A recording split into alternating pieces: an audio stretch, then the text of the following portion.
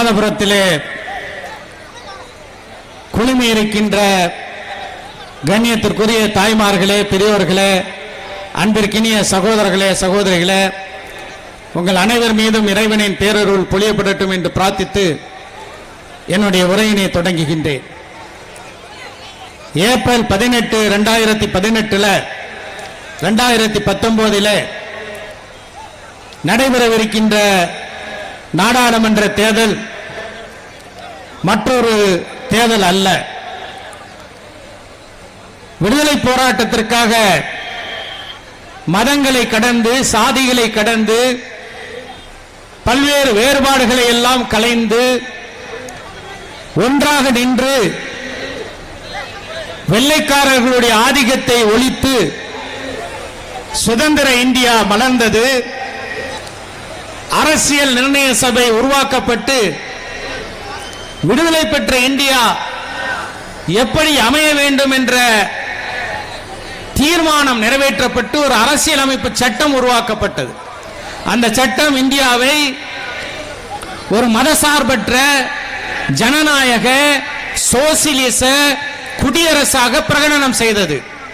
அது மட்டுமல்ல, இந்தியா என்பது ஒரு ஃபெடரேஷன், இந்தியா என்பது ஒரு கூட்டாட்சி நாடு என்பதையும் பிரகடனம் செய்தது. ஆனால் கடந்த 5 ஆண்டுகளாக மத்தியிலே ஆட்சி செய்து கொண்டிருக்கின்ற நரேந்திர மோடி தலைமையிலான பாஜக ஆட்சி இந்த மதசார்பின்மையும் ஜனநாயகத்தையும் சோசியலிச தத்துவத்தையும் கூட்டாட்சி தத்துவத்தையும் புதைக்குழிக்கு அனுப்பக்கூடிய ஒரு ஆட்சியாக அது தெளிவாக நடைபெற்று வருகின்றது என்பதுதான் யதார்த்தமான எடுத்துக்காட்டாக இருக்கின்றது. விரிவாக பேச வேண்டிய செய்தி சுருக்கமாக சொல்கின்றேன். தலைவர் கலைஞர் அவர்களுடைய உருவச்சிலையை திறந்து வைத்து சென்னையிலே நடைபெற்ற பொதுக்கூட்டத்திலே நம்முடைய திராவிட முன்னேற்ற கழகத்தினுடைய தலைவர் தளபதி ஸ்டாலின் அவர்கள் உரையாற்றுகிறார்கள். அப்போது ஒன்றை சொன்னார். நாளைய பிரதமராக எப்படி கலைஞர் அவர்கள் சோனியாவை முன்மொழிந்தார்களோ அதே போல இளந்தலைவர் ராகுல் காந்தி தான் நாளைய பிரதமர் என்று திராவிட முன்னேற்ற கழகம் முன்மொழிகிறது என்று குறிப்பிட்டார்கள். அத்துடன் இன்றைய பிரதமர் மோடியை பற்றி அவர்கள் ஆங்கிலத்தில் சொன்ன வார்த்தையை நான் இங்கே திரும்பி சொல்ல விரும்புகின்றேன். சாடிஸ்ட், பாசிஸ்ட் மோடி என்று குறிப்பிட்டார். சாடிஸ்ட் என்றால் பிறர் துன்பத்தில் இன்பம் காண்பவர் என்று பொருள். பாசிஸ்ட் என்றால் என்ன என்று உங்களுக்கு தெரியும். ஜனநாயகத்தை பயன்படுத்தி எப்படி ஹிட்லரும் முசோலினியும் ஆட்சிக்கு வந்து பிறகு கொடுங்கோலர்களாக சர்வாதிகாரிகளாக மாறினார்களோ அதே போன்ற ஒரு வழியிலே மோடி சென்று கொண்டிருக்கின்றார் என்பதை சொல்வதற்குத்தான் தளபதி அவர்கள் பாசிஸ்ட் மோடி என்று சொன்னார். அதே நேரத்தில் அவர் இன்னொரு வார்த்தை சொன்னார், சாடிஸ்ட் மோடி என்று சொன்னார். பிறர் துன்பத்தில் இன்பம் காணக்கூடிய மோடி என்று சொன்னார். ஆம், நவம்பர் 8, 2016 நாம் மறக்க முடியாது. அந்த இரவு பொழுதிலே தொலைக்காட்சியிலே தோன்றி ஏறத்தாழ இந்தியாவிலே புழக்கத்தில் இருந்த 500 ரூபாய் 1000 ரூபாய் நோட்டு 15.44 லட்சம் கோடி ரூபாய் நோட்டுகளை செல்லாது என்று அறிவித்தார். யாரை கேட்டு அறிவித்தார்? நம்மை கேட்டு அறிவிக்க வேண்டும் என்று சொல்லவில்லை. அமைச்சரவையை, குறிப்பாக நிதி அமைச்சரை கேட்டு அவர் அறிவித்தாரா என்றால் அறிவிக்கவில்லை. அவர் தன்னிலையாக அவர் அறிவித்தார், தன்னிச்சையாக அறிவித்தார். 140 பேர் உயிரிழந்தார்கள். இந்த ராமநாதபுரத்தில் கீழக்கரையை சார்ந்தவர்களும் அதில் சேரும். அது மட்டுமல்ல, இந்த செல்லா பண நடவடிக்கையின் மூலமாக நாட்டிலே கருப்பு பணம் ஒழித்துவிடும், நாட்டிலே கருப்பு பணம் புழக்கமே இருக்காது, கள்ள நோட்டு அடிக்க முடியாது என்று சொன்னார்கள். கருப்பு பணம் எல்லாம் அடுக்கடுக்காக பாஜகவினரிடமிருந்து கைப்பற்றக்கூடிய ஒரு சூழலும், நோட்டுகளை மாற்றுவதற்காக பாஜக தலைவர்கள் வாங்கிய கமிஷனை பற்றி சென்ற வாரம் காங்கிரஸ் தலைவர் ராகுல் காந்தி அவர்கள் மிக அழகிய காணொலி ஆவணத்தை வெளியிட்டதை எல்லாம் நாம் பார்க்கின்றோம். 99.3 விழுக்காடு பணம் செல்லா பணம் திரும்பி வந்து விட்டது என்று ரிசர்வ் வங்கியை சொல்லக்கூடிய அளவுக்கு இந்த சாடிஸ்ட் மோடியினால, இந்த நடவடிக்கையினால மிகப்பெரிய ஏமாற்றத்திற்கும் விரக்திக்கும் மன சஞ்சலத்துக்கும் உள்ளானவர்கள் இந்திய மக்களாக இருக்கின்றார்கள்.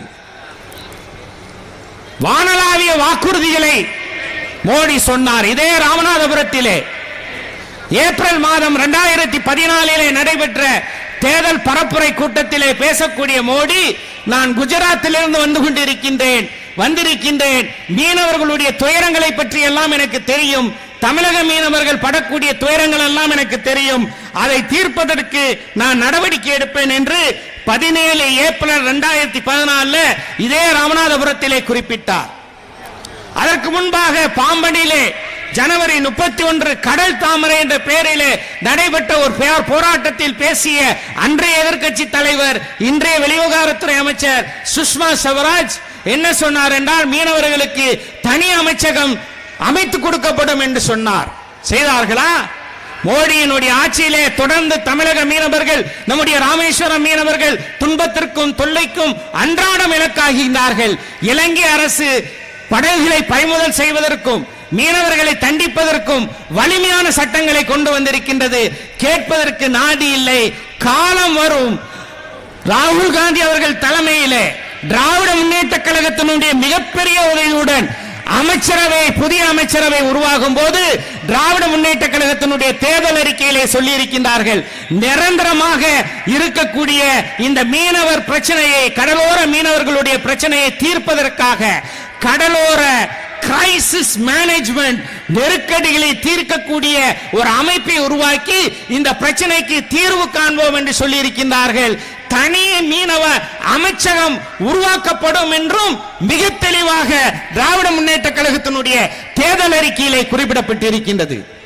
நரிப்பையூரில் கடல் நீரை நன்னீராக்கக்கூடிய திட்டம் கலைஞருடைய ஆட்சியிலே கொண்டு வரப்பட்டு முதுகுளத்தூர், கமுதி, கடலாடி ஒன்றியங்களுடைய மக்களுடைய தாகங்களை எல்லாம் தீர்த்தது.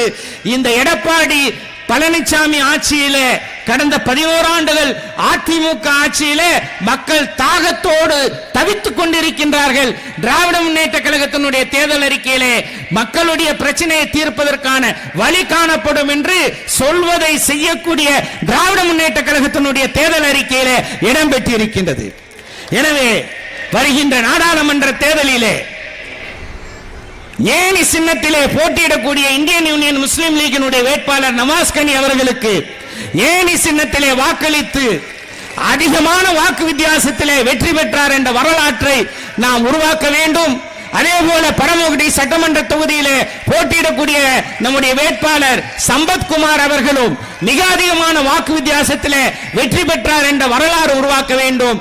இந்தியா தொடர்ந்து ஜனநாயக மதசார்பற்ற அனைவரையும் அரவணைக்கக்கூடிய ஒரு நாடாக தொடரும் என்ற முடிவை நாம் தர வேண்டும். ஏடிஎம்கே இல்ல, அமித்ஷா டிஎம்கேயாக மாறிவிட்டது. இந்த அமித்ஷா டிஎம்கே ஆட்சிக்கும் முற்றுப்புள்ளி வைப்பதற்கு 18 சட்டமன்ற இடைத்தேர்தல்களிலும் திராவிட முன்னேற்ற கழகம் வெற்றி பெற வேண்டும். மத்தியிலே ராகுலுடைய ஆட்சி, தமிழகத்திலே தளபதியுடைய ஆட்சியை உருவாக்குவதற்கு அயராது பாடுபடுவோம் என்று கேட்டுக்கொண்டு நன்றி தெரிவித்து விடைபெறுகின்றேன்.